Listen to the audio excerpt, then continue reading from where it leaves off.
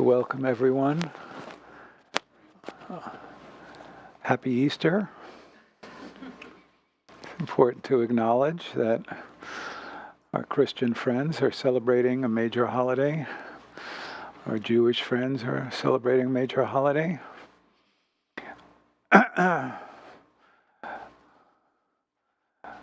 So one word that we can use, well, let me introduce myself. I'm Harvey Aronson. I'm a founding co-director here, along with my wife, Anne, who's in California teaching this weekend. So, Passover celebrates the emergence of the then Israelites from slavery. So that's a big celebration for people of the Jewish faith. And Easter is a celebration of Christ emerging from death and being resurrected.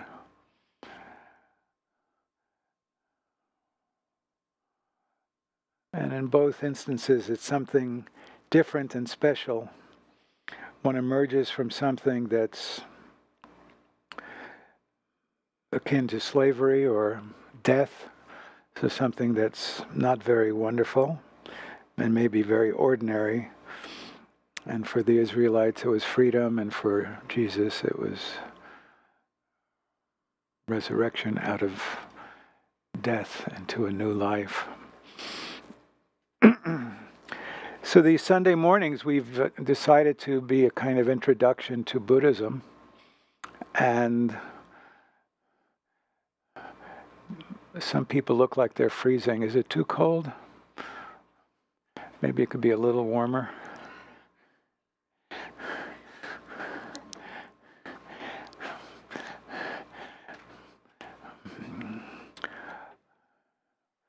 So we're doing a kind of introduction to basic Buddhism. And one overarching way to look at Buddhism, and there are teachings in Tibetan Buddhism called three principal aspects of the path. And one of the principal aspects can be titled emergence, and one is understanding that things aren't quite the way they seem, and the other is compassion. And we're talking about things not being the way they seem on our Tuesday nights, and compassion we talk about a lot. And then there's emergence. And what is emergence? Emergence is a very, very important topic. It refers to really turning our lives, just as the Israelites emerged from slavery and Jesus emerged from death into something wonderful. In the story of Buddhism, I did the math in the car coming over. Buddha is said to have lived from 483 to 563 BC.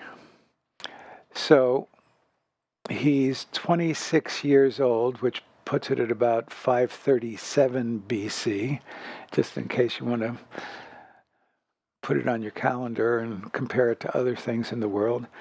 So about 537 BC, here's this completely isolated princeling named Siddhartha, and he decides to break out of his wealthy prison, so he's emerging in some ways, and he starts going on these tours of the city,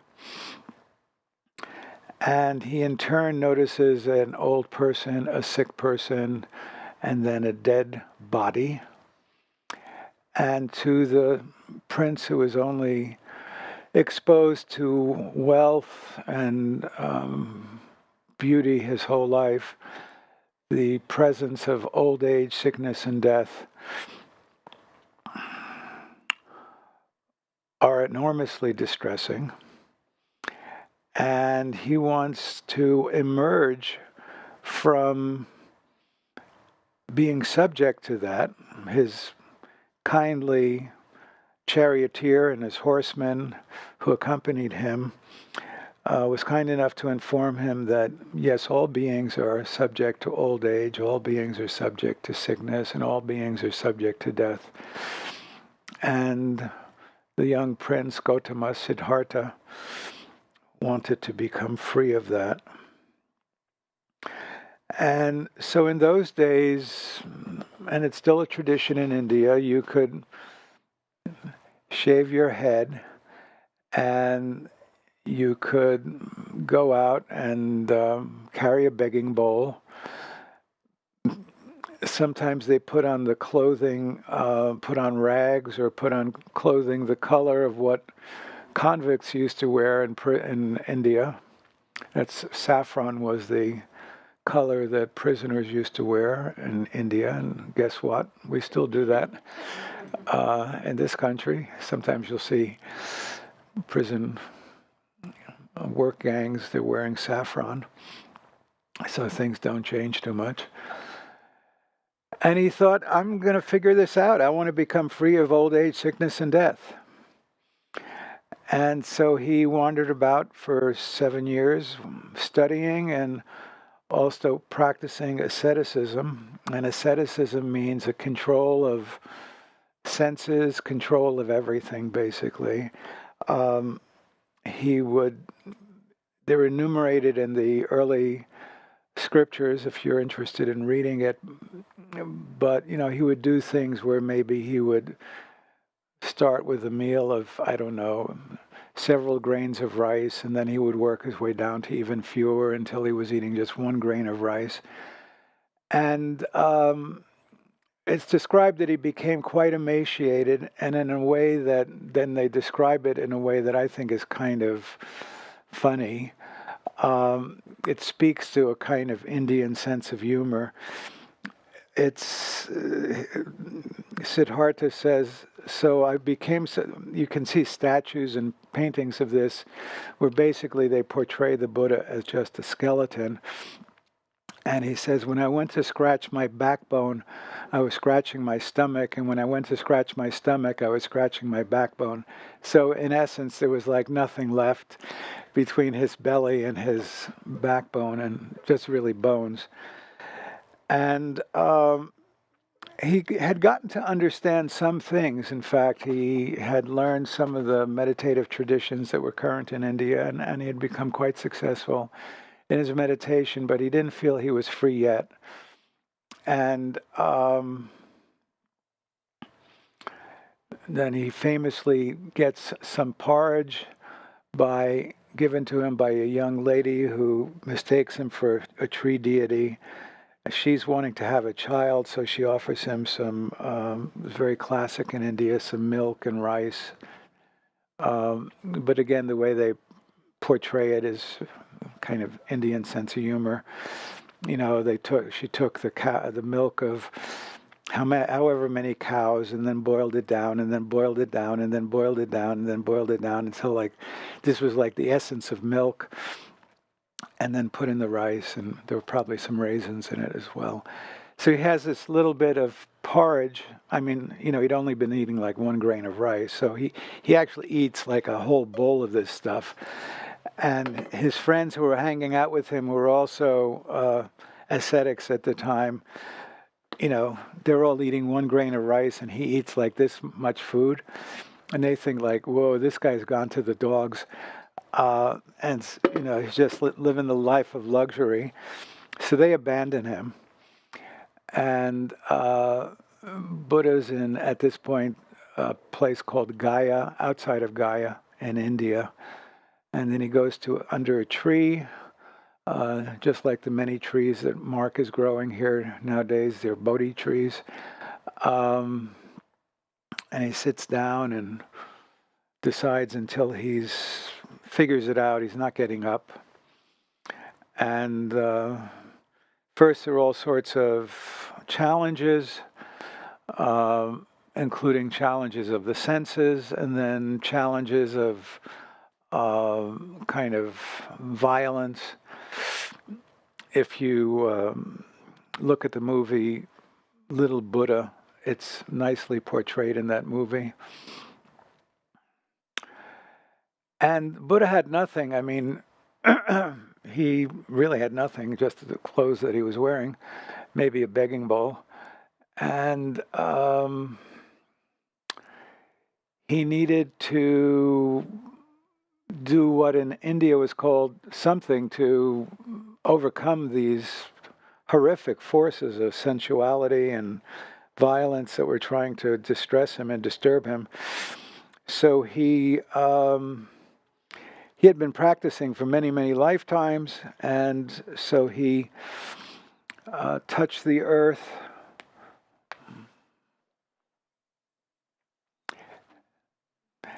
This is what's memorialized in this particular tanka. He touches the earth as his witness to all the merit that he had accumulated, and by the power of that act of truth might all of these phantasmagorical illusions disappear. And so truth was felt to have a very, very special kind of power, probably in any culture actually, but this was considered an act of truth, and calling the earth as his witness.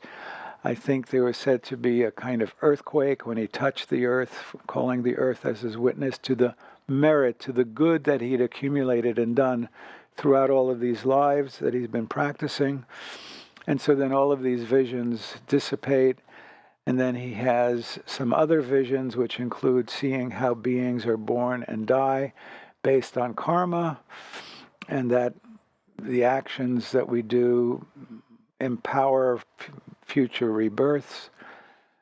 And he realizes that all of that's driven by the fuel of deep clinging and deep hatred, and that there is a way to become free of all of that and to achieve a state of peace, which in the tradition is called nibbana or nirvana. And he stays that in his realization, and actually for a while he's in his realization and he's thinking, what I've realized and is freedom, in fact, from all the troubles that I have considered, but I don't know if I can teach people. I don't know that they'll be interested.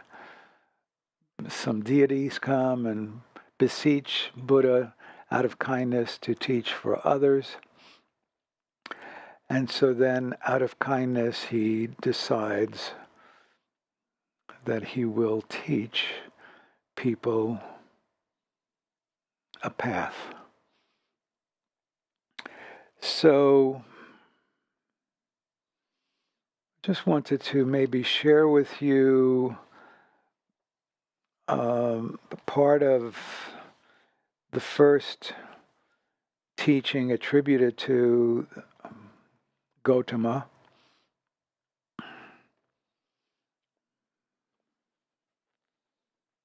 And just say some things about what he says, because it's a kind of review of where he came from and then what he was teaching, and relates to what we do here.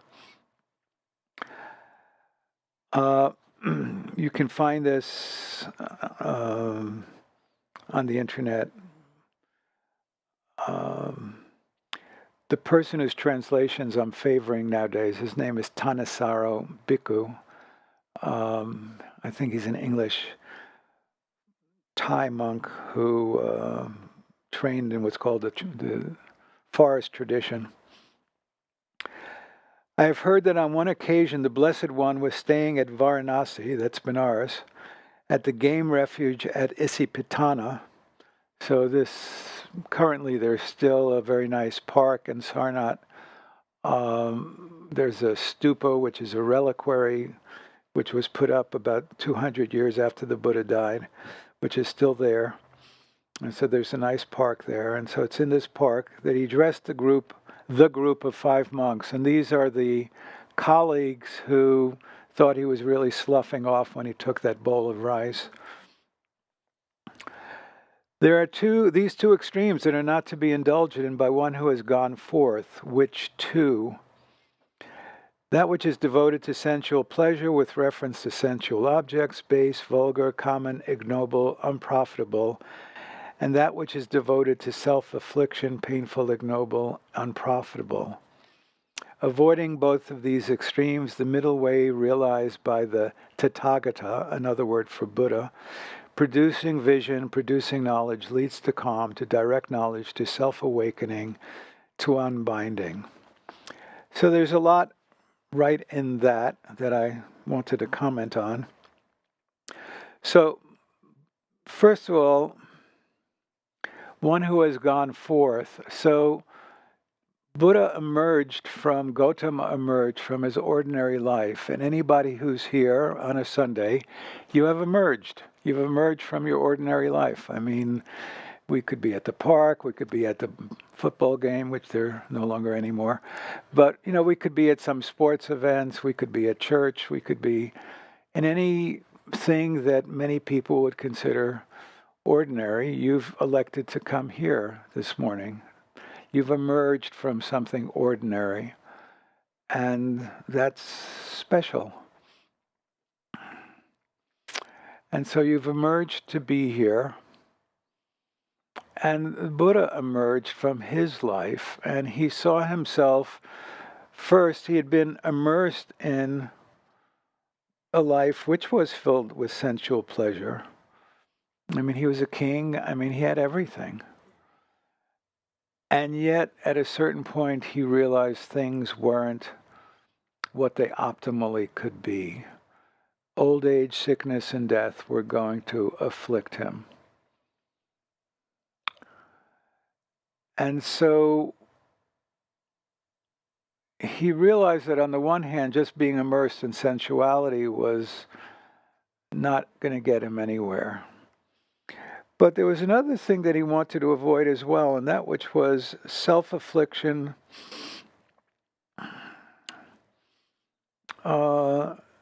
anything that is devoted to self-affliction. And so, very shortly we will be doing some meditation. And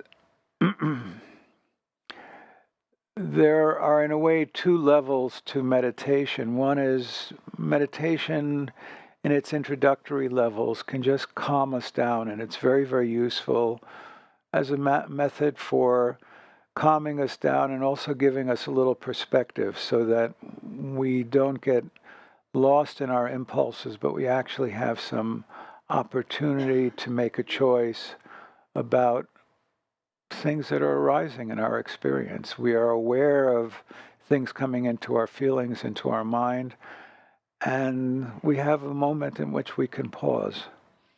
And in a deeper level, meditation allows us to cultivate wisdom, a wisdom that begins to see something about our true nature, a sort of a spacious wisdom that is sky-like and compassionate and open and not reactive and not clinging and not attached to things. So meditation in our practice first can do something to allow us to feel calmer and less reactive, and then ultimately it can lead us to a sense of deep, spacious wisdom. But on the way to that, we're wondering about what kind of path we should cultivate. And, one path might be we might think that in order to feel better, in order to understand things, we just need to be really just carpe diem, seize the day, eat, drink, and be merry. And at least Gautama thought in his own experience that didn't really pan out. But there's another path which is devoted to self-affliction. And I just want to say a little bit about that for those of you who are here maybe newly and those of you who are here for a long time. And that is that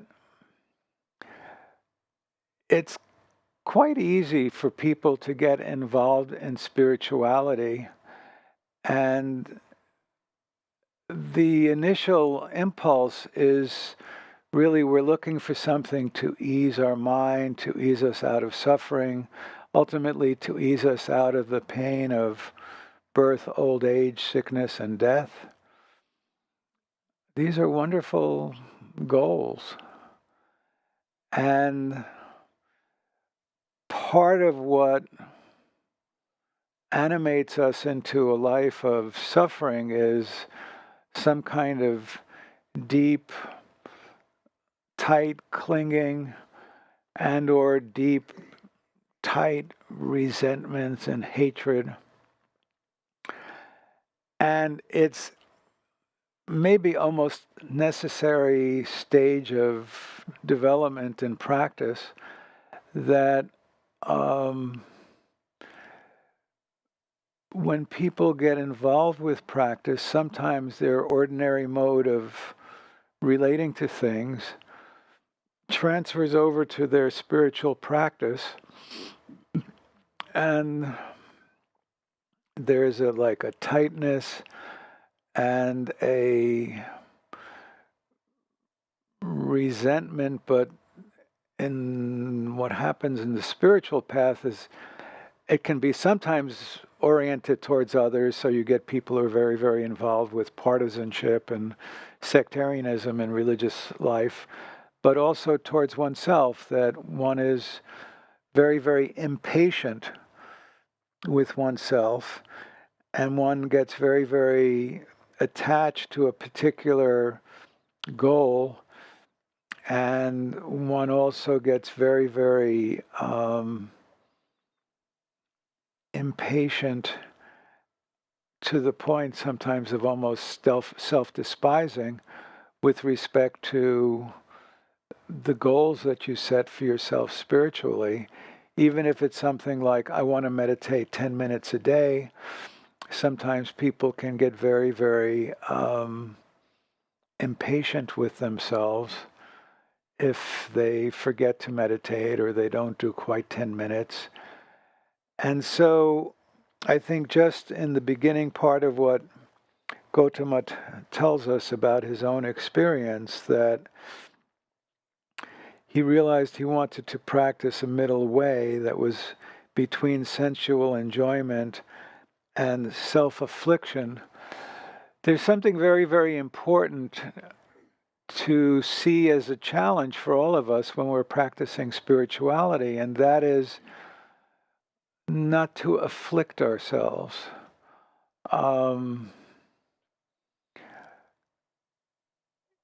There may be things that we give up, there may be tasks that we undertake, there may be even some hardships that we willfully undergo. That's okay. I think it's the piece that I would want to flag for everyone is, and it's very, very common to hear about when we work with students, is it's not that we're trying hard, it's that we are hard on ourselves. And I think that's an important thing to distinguish. It's okay to make effort. And I think just coming here on a Sunday morning is effort. It's good to make effort, but it's not productive to be hard on oneself. And so the very, very kind of razor's edge that we all need to work when we're engaged in a spiritual path, even if it's to come here to practice meditation, is to be able to make effort, but to excise the self-affliction aspect that we may be used to in terms of motivating ourselves. And, you may even need to think about that for quite a bit to recognize that there's a difference between making effort and pummeling yourself. But it's really, really important to distinguish between self-pummeling and doing. And many of us may only get things done when we self-pummel. But I want to encourage everybody to challenge themselves to look at whether they can do things without the kind of inner critical voice that is very, very negative towards oneself. And that is then a middle path, which is what Gautama taught when he emerged from his ordinary day-to-day kind of existence and ultimately became enlightened. And that's what I'll leave with you with for this morning. We'll gather again in about 3 to 5 minutes to practice some meditation.